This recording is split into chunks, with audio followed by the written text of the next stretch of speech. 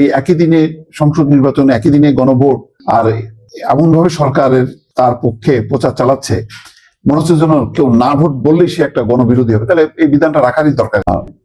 মানে এত ঘন ঘন জাতির উদ্দেশ্যে ভাষণ, জিনিসটা ভালো দেখায় না। জাতির উদ্দেশ্যে ভাষণ অত্যন্ত গুরুত্বপূর্ণ। এমনি তো ডক্টর মোহাম্মদ ইউনূস বক্তব্য দিতেই পারেন, মানে যে কোনো বিষয় নিয়ে বলতে পারেন, যে কোনো ফোরামে, কিন্তু জাতির উদ্দেশ্যে ভাষণ এটা হলো খুবই গুরুত্বপূর্ণ যখন কি ইভেন্ট আসে তখন। কিন্তু এখন দেখা যাচ্ছে যে খুবই ঘন ঘন তিনি এই এখন গণভোটের গুরুত্ব দিয়ে তিনি একটা বক্তব্য দিলেন। এটা মানে গণভোটের হয়তো গুরুত্ব থাকতো যদি আলাদাভাবে হতো। এই একই দিনে সংসদ নির্বাচন, একই দিনে গণভোট, আর এমন ভাবে সরকারের তার পক্ষে প্রচার চালাচ্ছে, মনে হচ্ছে যেন কেউ না ভোট বললেই সে একটা গণবিরোধী হবে। তাহলে এই বিধানটা রাখারই দরকার কি ছিল? হ্যাঁ না তো এটা যার যার অবস্থানে শেষে দেবে, এটা মানে কি কারণ আমি বুঝলাম না। সবচেয়ে বড় কথা হলো যে হ্যাঁ না ভোটের সেটা পরে বলি, কিন্তু জাতির উদ্দেশ্যে ভাষণটা এত সস্তা হয়ে গেল কেন? আপনি হিসাব করে দেখেন, সেই হাদির মৃত্যু থেকে শুরু করে তার আগে গত 2-3 মাসের মধ্যে কয়েকবার তিনি জাতির উদ্দেশ্যে ভাষণ দিচ্ছেন। জাতির উদ্দেশ্যে ভাষণ দিলে মানুষ শক্ত হয়ে যায়, তখন মনে করে না জানি কি একটা গুরুত্বপূর্ণ। হ্যাঁ ভোটের ওনার আহ্বান জানানোর দরকার, উনি তো সবাই জানে এটা পরিণতি কি হবে। এটা পরিণতি খুব একটা ভালো হবে না।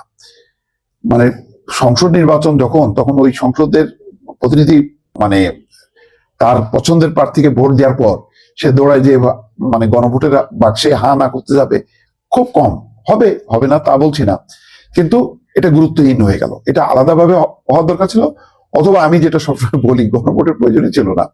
গণভোটে সরকার কমিশনের যখনই প্রত্যেকটা দল যার যার অবস্থান থেকে সংস্কারটা মেনেছে, তখন তার অবস্থান থেকে সে মানে সংস্কার করুক, এবং এটা চলমান প্রক্রিয়া, সবসময় এটা হবে। এইটার জন্য আলাদাভাবে এটা করার দরকার ছিল না। তো এই কারণে পুরো বিষয়টা একটা একদম আমার ধারণা যে গণভোটের আবেদনটা অনেকটাই কমে গেছে। এখন যতই ডক্টর মোহাম্মদ ইউনূস বক্তব্য দিক না কেন, অন্যরা তৎপরতা চালাক না কেন, এটার আসলে খুব একটা গুরুত্ব বহন করে না। আমার ধারণা যে একটা জিনিস সিদ্ধান্ত নিতে হবে, খুবই গুরুত্বপূর্ণ মানে ইস্যুতে গণভোটের জন্য তিনি বলতে পারেন বা জাতির উদ্দেশ্যে ভাষণ দিতে পারেন, কিন্তু সেই ভাষণের জন্য যথেষ্ট সময় আছে। সেটা মানে এখনই কেন, মানে 12 তারিখে তো গণভোট। তো এখন কি এমন ঘটনা ঘটলো যে গণভোটের জন্য জাতির উদ্দেশ্যে ভাষণ দিতে হবে? যখনই নাকি দেখলাম যে জাতির উদ্দেশ্যে ভাষণ দেবে 6:30টার সময়, নড়ে চড়ে বসলাম, কি কোনো গোলমাল হয়ে গেল কিনা। কারণ এর মধ্যে এনসিপি বৈঠক করছে, যে বলছে অসন্তোষ জানাইছে নির্বাচনে ঋণ খেলাপি পরিবেশ, এগুলি ইস্যু নিয়ে কথা বলছে। জামাত ইসলামও বলতেছে। তো উনি তো একতরফা শুনতেছে, বিএনপি তো যায়নি বা অন্য দল যায়নি।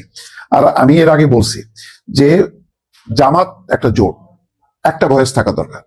এখানে 2টা ভয়েসকে তিনি অ্যালাউ করতেছেন, তো অন্যদিকে একটা ভয়েস, তাও সেই ভয়েসটা এখনো কিন্তু যায় নাই ডক্টর ইউনূসের দরবারে। তারেক রহমান গেছেন ভিন্ন ইস্যুতে, এটা হলো কৃতজ্ঞতা জানানো, দেশে আসছেন, নিরাপত্তা দিয়েছেন, তার মায়ের জানাজায় গেছেন, সেটা। কিন্তু তারা যেভাবে রাজনৈতিক ইস্যু নিয়ে যাচ্ছে, তারা কিন্তু এখন জাননি। তো এই ব্যাপারে সেখানে যেমন লেভেল প্লেইং ফিল্ড আনতে হবে। গুরুত্বপূর্ণ বিষয় হলো ছোটখাটো বিষয় নিয়ে দরকার নেই।